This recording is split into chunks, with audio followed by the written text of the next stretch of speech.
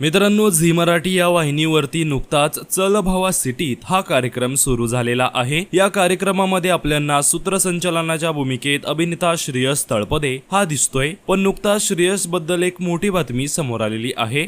पाहूया काय आहे सविस्तर माहिती। तर मित्रांनो, अभिनेता श्रेयस तळपदे हा नुकताच एका मोठ्या अडचणीत सापडलेला आहे।